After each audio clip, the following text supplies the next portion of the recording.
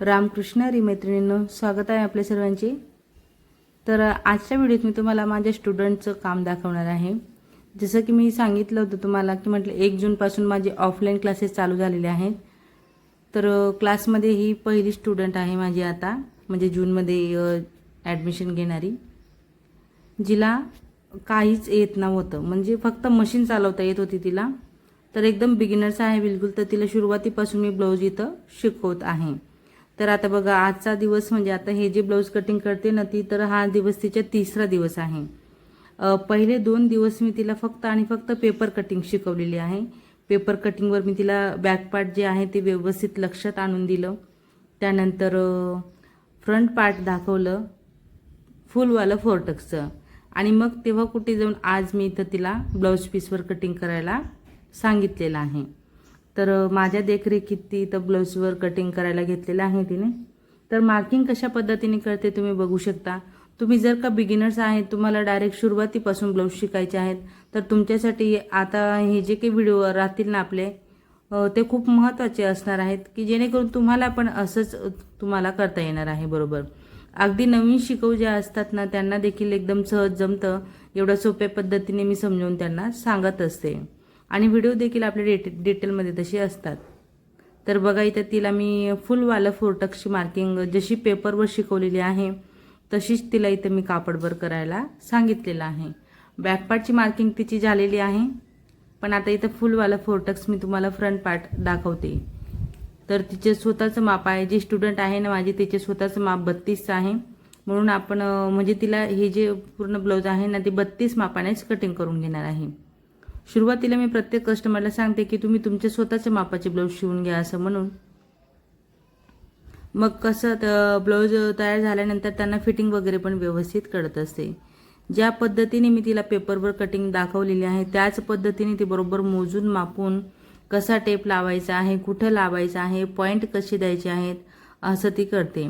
नेमकं मला म्हणजे व्हिडिओ मी बनवणार नव्हती, पण मला एकदमच सुचलं की म्हटलं चला एक व्हिडिओ शेअर करते तुमच्यासोबत, की ऑफलाईन क्लासमध्ये जे स्टुडंट आहेत जे एकदम बिगिनर्स असतात ते देखील एवढं छान काम करू शकतात, तर तुम्ही का नाही, तुम्हाला पण जमणार आहे, म्हणूनच मी हा व्हिडिओ तुमच्यासोबत इथं शेअर करते।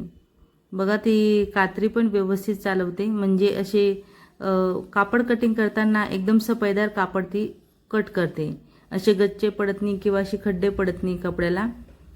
असं वाकडा तिकडा कापड कट करतात ना कोणी कोणी, माझ्याकडे भरपूर असे स्टुडंट झाले ज्यांना कात्री पण व्यवस्थित चालवता येत नाही, मग त्यांना कात्री चालवायचं पण नॉलेज द्यायचं असतं। रिकामे कापड त्यांना कटिंग करायला सांगायचे, जे वेस्टेज जाणारे असतात ते। आणि मग स्टिचिंग देखील बघा, ज्यांना मशीन अगदी चालवता येत नाही, सुरुवात तिथूनच होत असते मशीन चालवण्यापासून। तर ते सुरुवातीला मशीन जेव्हा देतो ना आपण त्यांना, तर ते मशीन ते उलटी फिरवत असतात, म्हणजे त्यांच्याने उलटी फिरत असते, आणि जोपर्यंत शिदी मशीन फिरत नाही तोपर्यंत मी कस्टमरला म्हणजे आपल्या स्टुडंटला धागा लावून देत नाही। तर जेव्हा ते एनी टाईम चाक फिरवलं मशीनचं का शिदी फिरेल, तेव्हाच मग मी त्यांना धागा लावून देते, आणि मग स्टिचिंग सांगते, शिलाई टाकायला देते। त्यानंतर बघा, आता आजचा हा जो काही व्हिडिओ आहे तो स्टुडंटचा वर्कचा आहे, तुम्ही बघू शकता ती कसं काम करते, आणि त्यासोबत मी तुम्हाला शिवण कामाचं इथं नॉलेज देते। तर मग जोपर्यंत शिलाई मशीन शिदी फिरत नाही तोपर्यंत मी त्यांना मशीनच चालवायला लावते। कोणाकोणाला 1 दिवस लागतो मशीन शिदी फिरवायला, कोणाकोणाला 2 दिवस लागतात, कोणाकोणाला 3 दिवस लागतात, ज्याच्या त्याच्या मेमरीवर आहे। जे स्टुडंट लवकर समजून घेते त्यांना लवकर जमत असतं। तर मग अशा पद्धतीने सुरुवात होत असते। आता ही मला कधीच विचारून गेली होती की मला क्लास करायचा आहे। तिला म्हटलं जूनमध्ये क्लासेस चालू होतील, आणि जेव्हा विचारायला आली तेव्हा तिला मशीन वगैरे चालवता येत नव्हतं। मग मी तिला म्हटलं तू बघ, घरी मशीन असेल तर मशीन चालवायची शिकून घे तोपर्यंत, की माझ्याकडे आल्यानंतर मग मी तुला डायरेक्टली पेपरवर कटिंग वगैरे दाखवायला सुरुवात करेल, म्हणजे मशीन शिकण्यामध्ये तुझा टाइम वेस्ट जाणार नाही असं म्हणून। तर बघा, फायनली तिने इथं बघा बॅक आणि फ्रंटची तिची कटिंग झालेली आहे। आता आपण इथं बाही कटिंग तिला दाखवतोय। बाही कटिंग तिने पेपरवर एकदम सुंदर शेप दिलेला होता। नेमका तो पेपर तिने आकार दिलेला, ते बाही जी पॅटर्न जी होते ते घरी टाकून आली, आणि मग फक्त ब्लाऊज पीस घेऊन आली, त्यामुळे मला ते बाहीची पॅटर्न तुम्हाला दाखवता इथं आले नाही व्हिडिओमध्ये। तर तिला मी एकदम मस्त स्टेप बाय स्टेप बाहीचा आकार शिकवलेला आहे, त्याच पद्धतीने ते करते। तर बघा, तुम्ही बघितलं असेल की तिने पॉइंट कसे मिस केले, जे पॉईंट लावलेले आहेत ना ते पॉईंट सोडून दिले आणि कुठंच तिने आकार इथं दिलेला आहे. तर आता हा कुठल्या अँगलने फिश कट झालेला आहे बरं बघा तुम्ही. तर बघा आता मी तिला माझ्या हाताने प्रत्यक्ष करून दाखवते की म्हटलं बघ तुला हे जे पॉईंट होते त्यांचा वापर असा इथं करून घ्यायचा होता. पण तिने फिश कट एकदम विचित्र दिला. मी तिला परत माझ्या हाताने देऊन दाखवला आणि अजून मग मी तिला दुसऱ्या बाजूला घडी करून इथं कापड दिलेला आहे की आता माझा तर आकार मी बरोबर दिला कारण मला सवय आहे नेहमीची. पण मग तुला कसं जमेल म्हणून मी होता येईल तोपर्यंत स्टुडंटलाच सर्व प्रयत्न तिलाच करायला सांगते की माझं कामच आहे ते शिकवायचं. घरी जाऊन त्यांना जमायला हवं. जोपर्यंत माझ्याकडे आहे शॉपवर तोपर्यंत तर ते करतील, पण मग घरी त्यांना कसं जमेल म्हणून मी त्यांच्याकडून सर्व काही करून घेते.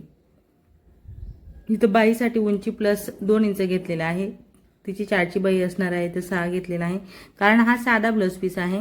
साध्या ब्लाऊज पीसवरती ती ब्लाऊज शिवते तिचं, म्हणजे बिना अस्तरचं हे ब्लाऊज असणार आहे सिंगल कापडमध्ये. सुरुवातीला असंच ब्लाऊज शिवायला दिलेलं बरं असतं, म्हणजे ते त्यांना सोपं पडत असतं.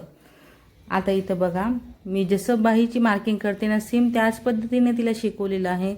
तर ती बरोबर करते. सर्व स्टेप व्यवस्थित तिने लक्षात घेतलेल्या आहेत. पण इथं मेन गोंधळ काय होतोय तिचा आकार देण्याचा. आकार देतानाच ती कुठेतरी चुकते. म्हणजे तिचा जो आहे ना तिच्या डोक्यात तो आकार व्यवस्थित बसलेला नाही. अजून पेपरवर तिने छान आकार दिले पण बाहीवरच मात्र काय गोंधळ करते कोणास ठाऊक असं. तर बघा हा जो पॉईंट होता तो देखील तिने थोडा जास्त वर घेतला. अर्धा इंचहून थोडा जास्तीचा वर तो पॉईंटचा झाला होता. मग मी तिला समजवलं की म्हटलं असे आपल्याला पॉईंट लावायचे असं टेपच्या साईडने बरोबर. टेपच्या वर पॉईंट लावला म्हणजे बरोबर 2 लाईनचा फरक पडतो. 1 ते 2 लाईनचा फरक पडून जातो आपल्या मापामध्ये.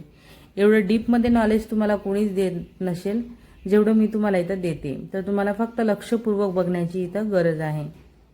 एकदम बिगिनर्स असाल तर तुम्ही पण असे प्रयत्न करू शकणार आणि तुम्हाला हळूहळू तुमच्या प्रयत्नातून एकदम छान असं ब्लाऊज शिवता येणार आहे. मग आता हा जो 2चा पॉईंट होता ना तिथपर्यंत तिने डायरेक्ट असं वरून आकार भिडवलेला आहे. तर असा मॅच न करता त्याला मस्त थोडासा राऊंड शेप द्यायचा असतो. पॉईंट आता काय होतंय शिकणारे जे स्टुडंट आहेत ते पॉईंटच तयार करून देतात तिथं. तो पॉईंट आपल्याला घ्यायचा नसतो. म्हणजे पॉईंट यायला नको याची काळजी घेत आपल्याला बाहीचा आकार द्यायचा असतो. बघा आता ती एकदम हळुवारपणे आकार देते. पण परत तिने तीच चूक केली जी मागच्या कापडवर केली होती. बघा आता कुठल्या अँगलने ही फिश झाली बरं अशी. वाकडे तिकडे फिश केली पूर्ण ढेबरी डुबरी. किती असं केलेलं आहे. मला तिचं हे काम बघून हसू पण येतं. बघा क्लासमध्ये असे स्टुडंट असतात ना खूपच मजा येते आणि त्यांना देखील असं वाटत असतं. आता हिच्या सोबतीला अजून आहेत त्यांचे पण मी व्हिडिओ तुमच्यासोबत शेअर करणार आहे की कोण कसं काम करून घेत आहे. बऱ्यापैकी मैत्रिणी तर माझ्याकडे क्लासला बघा ऑफलाईन क्लासमध्ये अशा येतात लेडीज माझ्याकडे ज्यांचा क्लास आधीच झालेला आहे, जे बऱ्यापैकी छान असे ब्लाऊज शिवून घेतात. फक्त पॅटर्नचा वापर करून ब्लाऊज शिवतात म्हणून त्यांना बेसिक नॉलेज घ्यायचे आहे तर त्या माझ्याकडे क्लासला येतात. मग त्यांना हे सर्व एकदम इझी जमत असतं. पण तरी देखील त्यांची खूप फजिती होत असते त्यांना जेव्हा मी असे आकार वगैरे व्यवस्थित सांगत असते. त्यांना पण ते थोडे अवघड वाटतात कारण त्यांना पॅटर्नची सवय झालेली असते. पॅटर्न ठेवले का ब्लाऊज कटिंग केलं का शिवून दिलं असं म्हणून. पण आता माझं हे जे काम आहे ते मी इंचावर त्यांना शिकवत असते की एनी टाईम तुम्ही कुठं पण तुमच्या मापाचं पॅटर्न तयार करू शकता. कोणाच्या पण मापाचं पॅटर्न तुम्ही स्वतः तयार करू शकता. अशा पद्धतीचं माझं इथं शिकवण आहे माझ्या स्टुडंटला. आता बघा कापड शिदा उलट व्हायला नको ह्यासाठी मी चॉकची मार्किंग करून दिली आणि तिला म्हटलं अशा पट्ट्या फोल्ड इथं तुला करायच्या आहेत. ठीक आहे. तर तिने बाहीची पट्टी जी आहे ती फोल्ड करून घेतलेली आहे. त्यानंतर हे बॅक पार्ट असणार आहे. बॅक पार्टवर तिला मी दोन्ही बाजूला टक्स मार्किंग करायला सांगितले. तिने केले बरोबर. आता जसं मार्क केलेलं आहे ना तसंच त्याला स्टिच करायचे आहे. बरोबर अर्धा इंचपासून असं आपण मशीनमध्ये लावणार आणि क्रॉसमध्ये असं त्याला काढणार आहे. ठीक आहे अशा पद्धतीने. तर आता बघा हे जे आहे ना ते ब्लाऊज तिने पूर्ण केलेलं आहे. खूप सुंदर असं एकदम छान म्हणजे बघायला गेले तर तिचे हे पहिलंच ब्लाऊज आहे क्लासमध्ये. एकदम बिगिनर स्टुडंट आहे. पहिलं ब्लाऊज आहे. पहिल्या ब्लाऊजच्या हिशोबाने तिने इतकं सुंदर ब्लाऊज शिवून घेतलेलं आहे हे. तर तुम्ही तिचं ब्लाऊज बघून तुम्हाला नक्कीच उत्साह वाढेल तुमचा देखील. आणि तुम्हाला पण असं वाटेल की अरे आपण पण करू शकतो, आणि नक्कीच करू शकणार तुम्ही. प्रयत्न केला तर सर्व काही शक्य आहे. असं अशक्य म्हणून कुठलीच गोष्ट नाही आहे. फक्त तुम्हाला प्रयत्न तुमचा पुरेपूर ठेवायचा आहे, तेव्हा तुम्हाला हे ब्लाऊज जे आहे ते अशा पद्धतीने जमत असतं. बघा तिने टक्स किती सुंदर असा व्यवस्थित स्टिच केलेला आहे. जसा मार्क केला होता ना तसं सुरुवातीला अर्धा इंच आणि बरोबर एंडिंगला कापड असं क्रॉसमध्ये काढलेला आहे टक्स. तेव्हा तुम्हाला पण असेच टक्स घ्यायचे आहेत. ठीक आहे ना. तिचे पूर्ण ब्लाऊज तयार झालेले मी तिला म्हणजे ते मी तुम्हाला व्हिडिओ शेवट लावून देते एंडिंगला. तुम्ही बघू शकणार की किती सुंदर तिने पहिलं ब्लाऊज असून देखील एकदम छान असं शिवून घेतलं, कारण सर्व मार्गदर्शन मी तिला हळूहळू इथं दिलेलं आहे. बघा आता बॅक पार्ट तयार झालं, त्याला पट्टी लावायची आहे पाठीला. तर टक्स घेतल्यानंतर जो कापड क्रॉस झालेला होता तो तिला मी सरळ करायला सांगितला. त्यानंतर ती इथं पट्टी लावून घेतली आणि आता इथं फ्रंट पार्ट तिने घेतलेला आहे. तर फ्रंटचे सर्व चारही टक्स ती व्यवस्थित मार्किंग जसे केलेले आहेत तसेच इथं तिला मी स्टिच करायला सांगितलं. एकदम हळूवारपणे ती मशीन चालवते आणि हळूहळू ती छान अशी फिनिशिंग देत तिचं काम इथं करून घेते. तर हे तिचे चारही टक्स घेऊन झाले दोन्ही पार्टला. परत मी तिला म्हटलं स्केल ठेवून चेक कर की बरोबर आहे का आपलं. तर इथं थोडाफार फरक येतो ना कपड्याला, तो आपल्याला नॉर्मल असा काढायचा आहे. त्यानंतर मग मी तिला इथं कमरपट्टी लावायला दिलेला आहे. तर मग मैत्रिणींनो, अशा पद्धतीने मी माझ्या स्टुडंटकडून एकदम छान असं काम करून घेते, किंवा माझी शिकवण्याची पद्धत अशी आहे माझ्या स्टुडंटला. तर फायनली तिचं ब्लाऊज तयार झालेलं मी तुम्हाला देतेच एंडिंगला. तुम्ही बघू शकता की पहिल्या ब्लाऊजच्या हिशोबाने तिने किती सुंदर असं ब्लाऊज इथं तयार केलेलं आहे. हे तिचं फ्रंट पार्ट एकदम आता म्हणजे फ्रंटचे टक्स घेऊन झाले. इथं कमरपट्टी, आयहुक पट्टी, गळ्याला पट्टी, पूर्ण ब्लाऊजची फिनिशिंग असं सर्व करून तिचे ब्लाऊज इथं ओके झालेलं आहे. ते तुम्ही पुढे बघू शकता.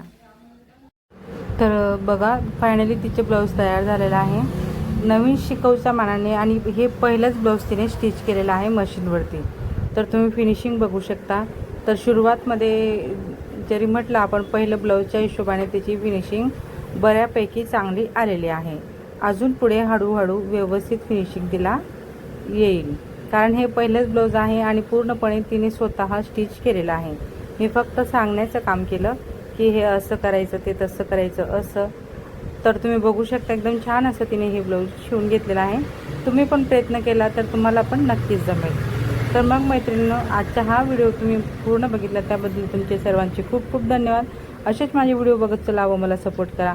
आवडला असेल व्हिडिओ तर नक्कीच व्हिडिओला लाईक करा, शेअर करा, कमेंट करा आणि चॅनलला सबस्क्राईब करा. धन्यवाद.